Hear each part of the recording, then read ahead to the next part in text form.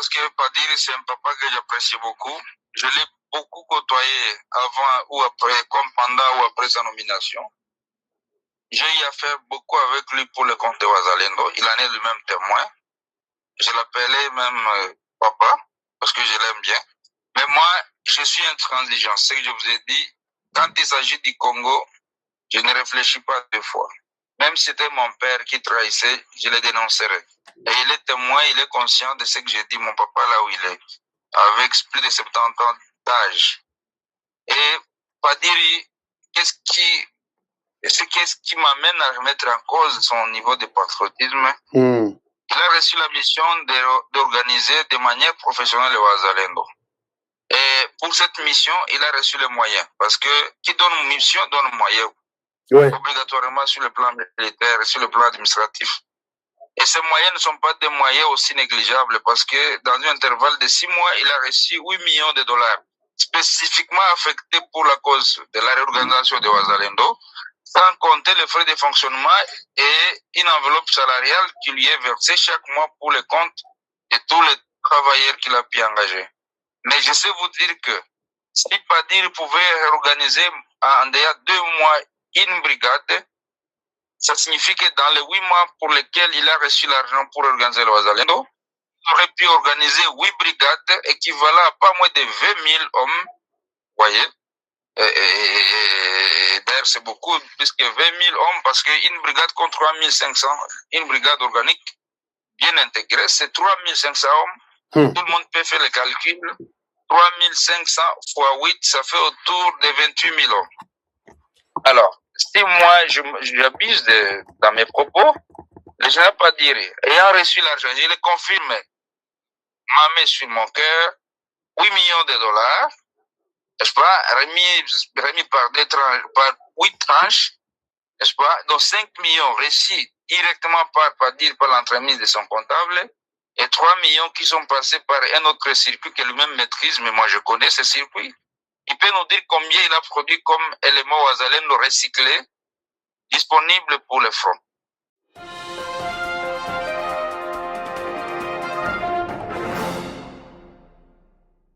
RDC, infiltration rwandaise, Jules Mulumba révèle la vérité sur la souveraineté en péril. Bonjour à toute la communauté d'Africa Flashes. Chers amis, passionnés d'Afrique authentique, qui refusaient les récits préfabriqués et cherchaient la vérité derrière les masques des puissances extérieures. Aujourd'hui, nous plongeons au cœur d'une question qui hante non seulement la République démocratique du Congo, mais toute l'Afrique. Comment un pays aussi riche en ressources et en histoire peut-il être constamment laminé par des forces étrangères au point que sa souveraineté semble un combat perpétuel contre des ombres invisibles? Cette interrogation n'est pas abstraite. Elle surgit des événements récents, comme cette vague d'arrestations au sein des forces armées congolaises, qui révèlent des fissures profondes dans l'appareil sécuritaire. Pourquoi maintenant, et à quel prix, pour la dignité congolaise? Réfléchissons ensemble, en déconstruisant les narratifs occidentaux qui dépeignent le Congo comme un chaos perpétuel, alors qu'il s'agit en réalité d'une lutte contre des héritages coloniaux et des appétits géopolitiques actuels. Imaginez un instant un géant africain, le Congo, avec ses forêts immenses, ses minerais qui font saliver les multinationales, et un peuple résilient forgé par des siècles de résistance. Pourtant, depuis l'indépendance en 1960, ce pays n'a cessé d'être le théâtre de manipulations externes, où les puissances coloniales d'hier, Belgique, France et aujourd'hui les États-Unis ou l'Europe, soutiennent tacitement des régimes voisins pour maintenir un contrôle indirect. Prenez le Rwanda sous Paul Kagame, ce petit État, glorifié par l'Occident comme un modèle de développement, n'est en réalité qu'un outil dans une stratégie plus large de balkanisation de l'Afrique centrale. Kagame, ce dirigeant autoritaire dont le régime réprime toute dissidence interne et exporte la violence au-delà de ses frontières, incarne parfaitement cette perversion. Son Rwanda, exigu et surpeuplé, convoite les richesses congolaises depuis des décennies, sous prétexte de sécurité nationale. Mais creusons plus profond. N'est-ce pas là l'écho des divisions ethniques semées par les colonisateurs belges qui ont opposé Hutus et Tutsis pour mieux régner et qui persistent aujourd'hui sous forme de conflits armés? Rappelons-nous les racines. À la fin du XIXe siècle, Léopold II de Belgique s'empare du Congo comme d'une propriété privée, exploitant ses ressources au prix de millions de vies. Cette violence originelle a imprégné l'histoire africaine, créant un cycle où la souveraineté est constamment érodée par des intérêts étrangers. Après l'indépendance, Lumumba, ce visionnaire qui rêvait d'une Afrique unie et libérée, est assassiné avec la complicité occidentale, un crime qui annonce les ingérences futures. Puis vient Mobutu, marionnette des États-Unis pendant la guerre froide, qui transforme le Zaïre en kleptocratie, tout en laissant les frontières poreuses aux influences rwandaises et ougandaises. Mais le tournant décisif arrive en 1996 avec l'AFDL, cette alliance hétéroclite menée par Laurent Désiré Kabila, soutenu par Kagame et Museveni. Ce qui était présenté comme une libération contre Mobutu n'était qu'une invasion déguisée. Des troupes rwandaises et ougandaises pillent l'Est congolais, massacrant des civils sous couvert de traquer les génocidaires Hutus. Aujourd'hui, on impute souvent les crimes dans le Kivu au FDLR, ce groupe résiduel de l'ancien régime rwandais, mais soyons clairs, les véritables auteurs sont la RDF, l'armée rwandaise et ses proxys comme le M23. Ces groupes ne sont pas des rebelles autonomes. Ils sont les bras armés d'un régime kagamesque qui, sous un vernis de stabilité, pratique une politique expansionniste, finançant ses ambitions par le trafic de coltan et d'or congolais.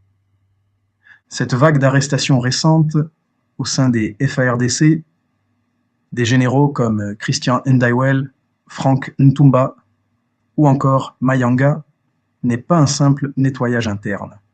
Elle expose les séquelles d'une infiltration rwandaise qui remonte à l'ère Kabila. Joseph Kabila, cet homme au passé trouble, formé dans les rangs de l'APR rwandaise avant de devenir président congolais, a tissé un réseau mafieux au cœur des institutions. Pendant ses 18 ans au pouvoir, il a promu des officiers loyaux non à la RDC, mais à ses mentors de Kigali et Kampala. Ces traîtres, souvent des Congolais de souche, corrompus par l'argent ou la peur, ont saboté l'armée de l'intérieur. Effectifs fantômes, unités sous-équipées, opérations avortées. Prenez le général Frank Ntumba, élevé au rang de chef d'état-major. Il jure fidélité devant l'Église, mais trahit pour Kigali, facilitant l'avancée du M23 vers Goma, ou Christian Ndaiwel, impliqué dans des complots qui minent la présidence actuelle. Ces arrestations, sous Félix Tshisekedi, marquent un réveil. Le président, malgré les obstacles, commence à démanteler ce réseau, mais à quel coût? Chaque général arrêté révèle une couche de compromission où l'argent rwandais, issu du pillage congolais, achète des loyautés.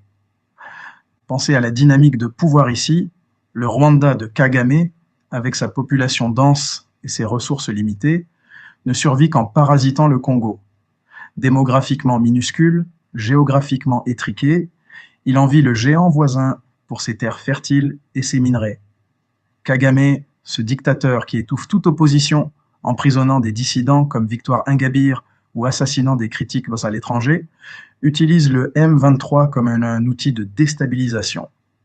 Les crimes dans le Kivu, massacres de civils, viols systématiques, displacements forcés, tout pointe vers la RDF et le M23, pas vers un FDLR affaibli et marginalisé. Les rapports occidentaux, souvent biaisés, inversent les rôles pour justifier l'aide à Kigali présenté comme un rempart contre le chaos congolais.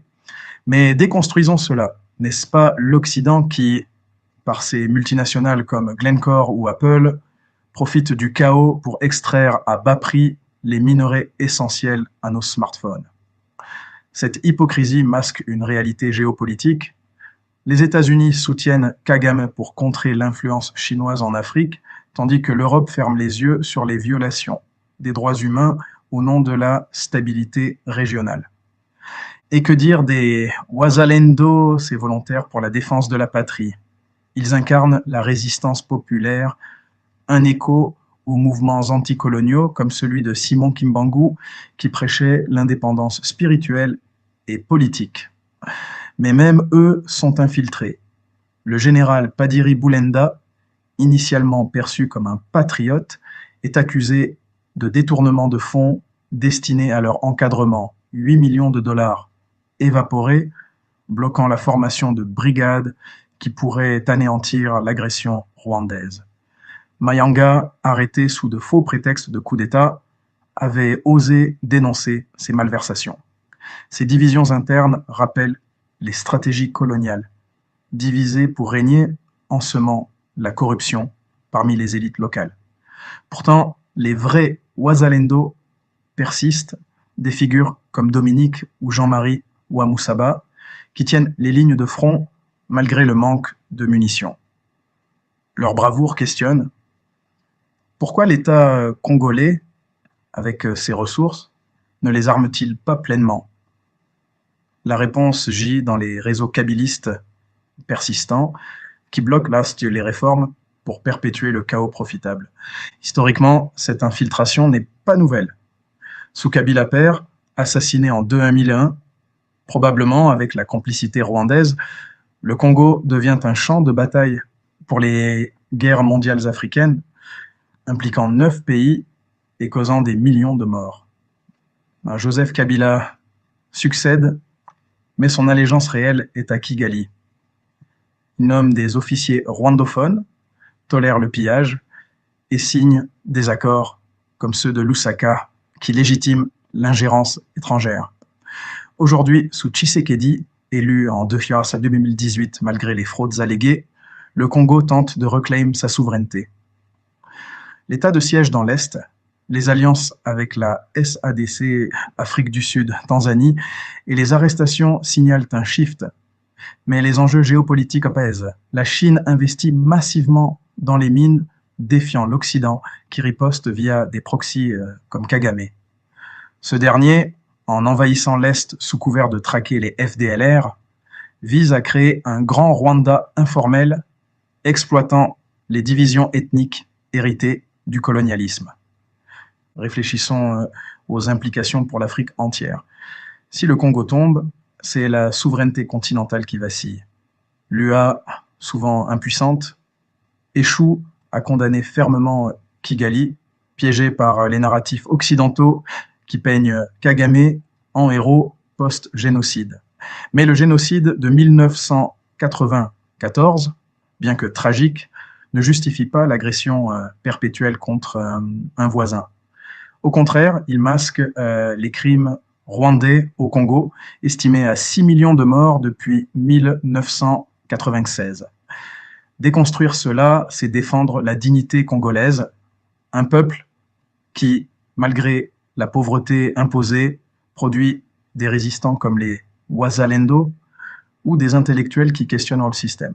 Ouais, n'est-ce pas là la vraie force africaine, loin des stéréotypes de failed state propagés par les médias occidentaux. Pourtant, le chemin est ardu. Les arrestations révèlent un appareil sécuritaire pourri à la tête, des généraux comme Tango Four, inspecteur général, qui tolèrent des unités fantômes, ou Masunzu, facilitant la chute de positions clés. Ces traîtres, souvent des affairistes sans idéologie, vendent la patrie pour des dollars rwandais. Kagame exploite cela, envoyant des infiltrés, parfois des femmes utilisées comme appât, pour corrompre les élites.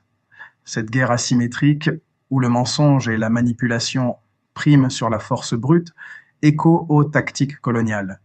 Semer la discorde interne pour affaiblir de l'extérieur. Tshisekedi, comparé à un David face à Goliath, navigue ses eaux troubles avec un mandat prophétique, comme le disent même certains, une référence à l'héritage kimbanguiste qui voit le Congo comme une nouvelle Jérusalem. Mais évitons les illusions. La souveraineté ne se gagne pas seulement par des arrestations. Il faut une réforme profonde, recruter des patriotes, armer les Wazalendo et poursuivre les traîtres jusqu'au bout, y compris via la peine de mort levée récemment. Géopolitiquement, le Congo doit diversifier ses alliances, renforcer les liens avec la Russie ou la Chine pour contrer l'Occident, tout en unissant l'Afrique contre l'expansionnisme rwandais. Imaginez un Congo souverain, ses minerais profitant aux Congolais, ses frontières sécurisées, son peuple uni contre les legs coloniaux. Cela briserait le cycle, inspirant le continent. En conclusion, ces arrestations ne sont pas une fin, mais un appel à vigilance. Le futur de la souveraineté régionale dépend de la capacité du Congo à éradiquer les infiltrations rwandaises en honorant son histoire de résistance. Que deviendra l'Afrique si le géant congolais s'éveille pleinement? Une terre libérée des chaînes extérieures, où la dignité prime sur les appétits étrangers. Réfléchissons-y et agissons. Merci d'avoir partagé ce moment avec Africa Flashes. À bientôt pour d'autres décryptages. Surtout c'est laquelle tout en continuant à saluer la bonne foi du chef de l'État qui nous avait reçus en février 2023 pour comprendre c'est quoi les Wazalendo, l'idéologie et l'objectif. Parce que l'ennemi de dedans avait si caricaturé notre existence comme des bandits voleurs, tout ça, des gens sans vision. Et par la suite, notre présence auprès du chef de l'État avait fini par éclairer sa lanterne jusqu'à décider la mise en place d'une réserve armée de la défense qui encadrerait tous les volontaires civils et tous les retraités pour continuer à rendre des services loyaux à la nation. Et par la suite seront désignés le général Padiri Boulenda comme commandant au cordeau national de la réserve de la défense en décembre 2023. Le général Padiri dont il parle est là. Le général Padiri dont il parle est là. Pour bien vous aider à comprendre, les gens qui sont sur TikTok, vous ne pouvez pas voir, mais je vais vous montrer plus tard. Mais il parle de notre général Padiri, qui est le responsable de VDP. On évolue. Par la suite, on désignera le général Mayanga Wakishuba Janvier comme son adjoint chargé des opérations de renseignement, et puis le général Godance comme chargé de l'administration et la logistique. Le général Janvier est ici. Celui-ci, voilà, le général Janvier est là, juste derrière moi. Mayanga. Voilà, c'est lui. Voilà, Mayanga Wakishuba Janvier. Alors, Padiri originaire du Sud Kivu, Mayanga originaire du Nord Kivu, Godance originaire de l'Ituri. Les trois provinces les plus convoitées par la petite glouton de Kigali et de Kampala. Donc c'était vraiment un choix judicieux, d'autant plus que même Padiri fut jadis résistant, Mayanga de même depuis la Deuxième République, et Godance fut résistant contre les massacres perpétrés contre les Ituriens par le fameux Taganda et Thomas Lubanga et chose, le général, le lieutenant général actuel numéro 2 des FARDC, Itali Gonza Ndurja. Itali Gonza, ouais. Oui, qui étaient tous à l'époque des alliés de l'Ouganda et du Rwanda pour massacrer les Congolais ituriens. Alors, fort malheureusement, le chef de l'État nous ayant reçus en avril 2024, plus ou moins 51 commandants Wazalendo, avait donné la promesse de nous encadrer de manière professionnelle pour qu'on puisse aussi intégrer de manière correcte les corps nationalement constitués. Et dès lors, avec l'avènement du nouveau ministre de la Défense, Wandavita, et il sera décidé de débloquer une somme pour le recyclage de Ouazalendo, parce qu'on devrait intégrer de manière individuelle la réserve armée de la défense, en passant effectivement par la démobilisation pour ceux qui le veulent. Et puis, après la démobilisation, on devait intégrer ce corps national constitué pour qu'on puisse jouir des avantages liés à tout ce que nous faisons, sans que nous puissions nous buter à des embûches concoctées par les puissances occidentales qui nous en veulent. Et dès lors, chaque mois, une somme d'argent équivalent à $1 million a été débloquée par le ministère de la Défense et des Finances, remis à la disposition de la réserve de la Défense. Donc, le général Padiri... Oui, allez-y. Le général Padiri Boulenda, il avait fini par tisser des liens avec d'autres généraux conspirateurs, notamment le général Tango Fort. Là, je vais le dire clairement, parce que nous, on pense que le Congo ne sera sauvé que par la vérité, telle qu'il avait proclamé Lumumba, Simon Kimbangu, Kimpavita et les vaillants généraux que nous avons perdus. Nous ne pouvons que dire la vérité, et cette vérité affranchira le peuple congolais, et nous ne mourrons pas avant que nous puissions palper les résultats de cette vérité, de ce patriotisme positif que nous avons toujours prêché, et les mensonges, la manipulation, la ruse proclamée par Kigali sur le sol congolais finira par disparaître, parce que le Congo, c'est un pays de croyants, de Bantous, qui ne vivent que par la vérité et la sueur de leur front. Et donc, nous n'avons pas peur de citer les concernés, et je pense que là, je ne donne même pas toutes les vérités, parce que nous pensons que la primaire est réservée aux instances compétentes pour qu'il y ait une exploitation judicieuse de tous les renseignements et que les coupables soient systématiquement punis ou démantelés. Alors, le général Padiri Boulenda a pour directeur de cabinet un ancien parsec de Tango Fort. Alors, nous ne pouvons pas comprendre, Padiri qui était patriote hier, devenir spontanément traître jusqu'à remettre en cause les avantages liés au Ouazalendo et à l'organisation d'une structure reconnue nationalement dont l'ordonnance fut promulguée par le chef de l'État. Non, là je dois préciser quelque chose, que si M. Gilles Moulumba pense que le général Padiri, ici, sur l'écran, est devenu traître, dans cette émission, tout propos tenu n'engage que leurs auteurs. Mais moi, qu'est-ce qui vous fait dire que le général Padiri, ici, sur qui tout l'espoir de la RDC repose, puisque quand il a pris la responsabilité de gérer les VDP, on a fait un ouf de soulagement, puisque c'est un patriote combattant de première heure.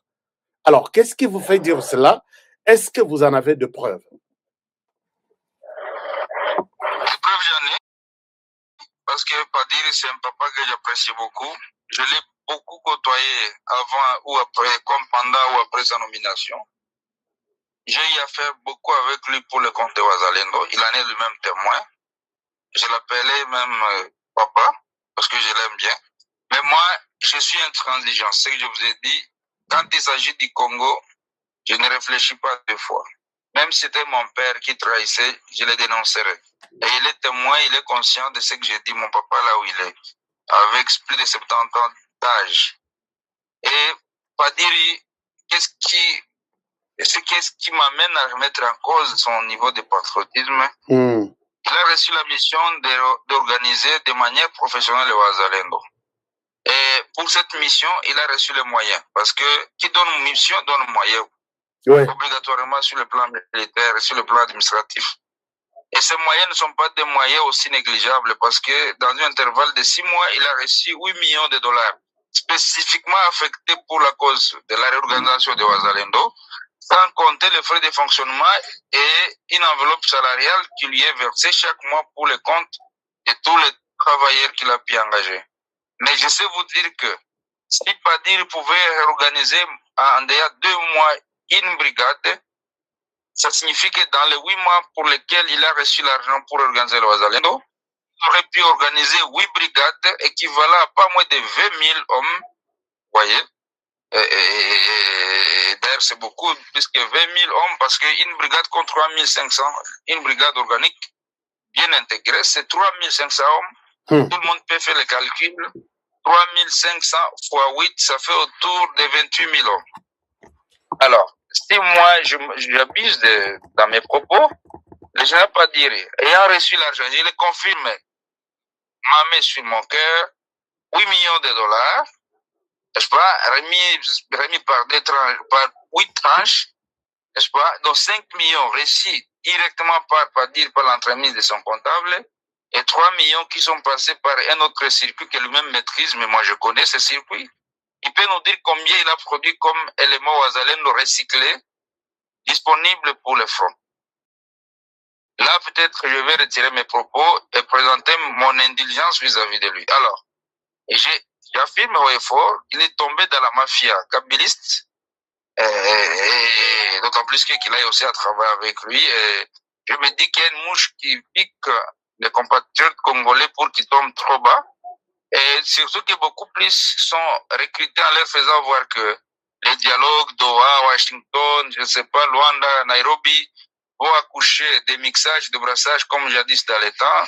Que Kabila va redevenir fort, que les John Numbe et les autres, le Makenga vont redevenir forts, et tout le monde qui n'aura pas emboîté leur pas finira par être matraqué quand ils vont revenir au pouvoir.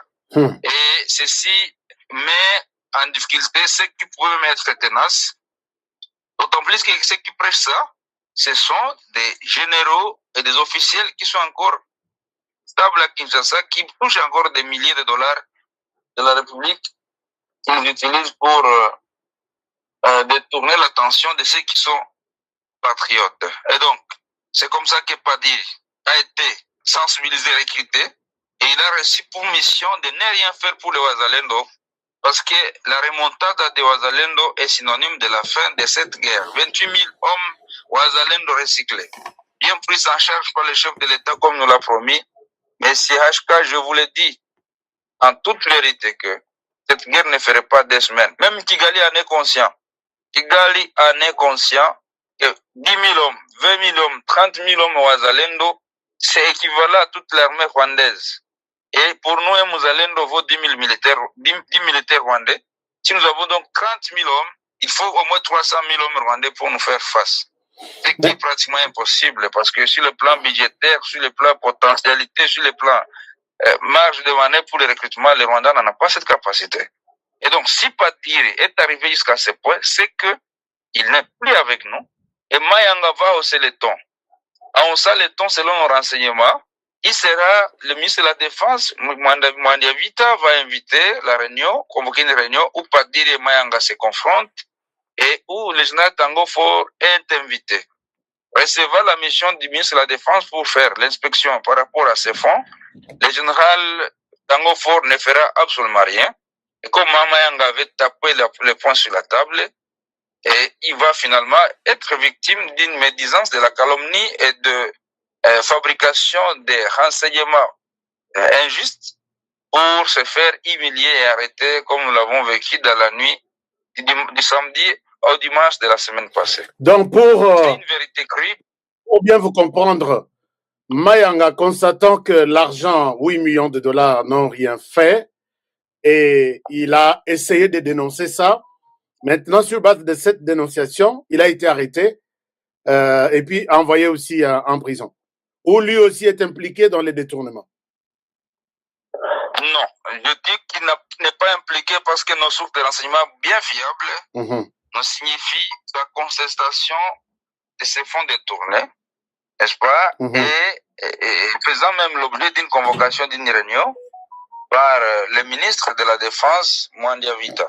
De part des officiels, je n'ai pas à mâcher les mots, parce que c'est la question de la survie du Congo. On n'a pas à mâcher les mots. Les services de sécurité qui me suivent, les gens de la présidence qui me suivent, peuvent contre-vérifier mes renseignements. Et je reste encore disponible pour beaucoup plus fournir de beaucoup plus d'amples renseignements.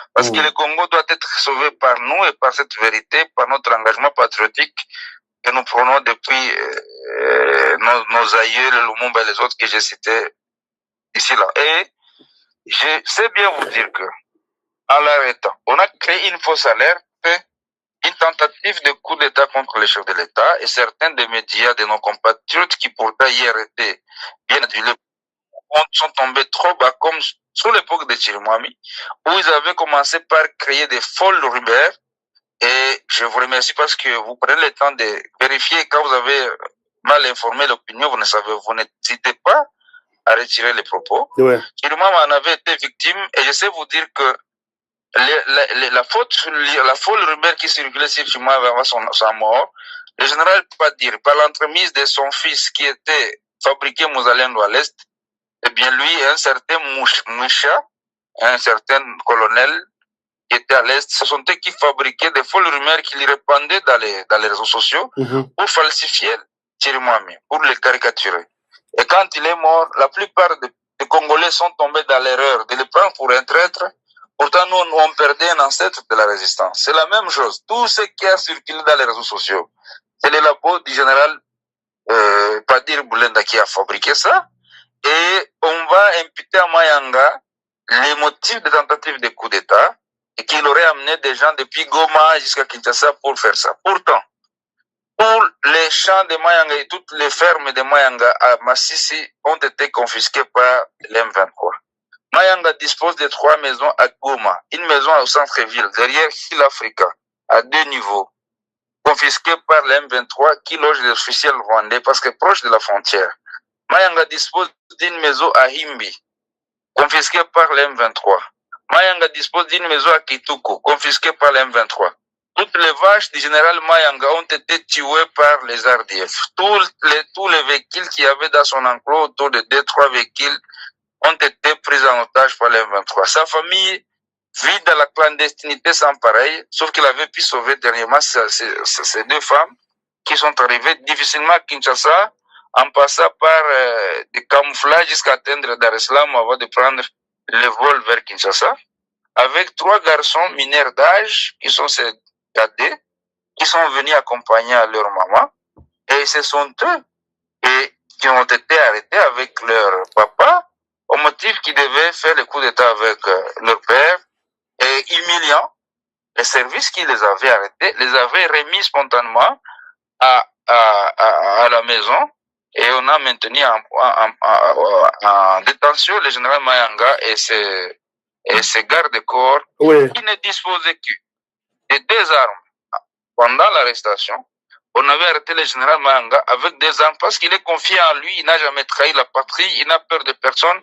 Il se faisait protéger par 2 armes, s'il vous plaît. Quand il fut arrêté ou interpellé au niveau de pompage, dans la nuit du samedi à dimanche, à 0h30. Et pour certifier ça, comme nous savons que le réseau de Kigali est toujours spécialisé dans la subversion, nous avons pris soin d'envoyer en toute urgence des gens sur place pour aller faire le constat.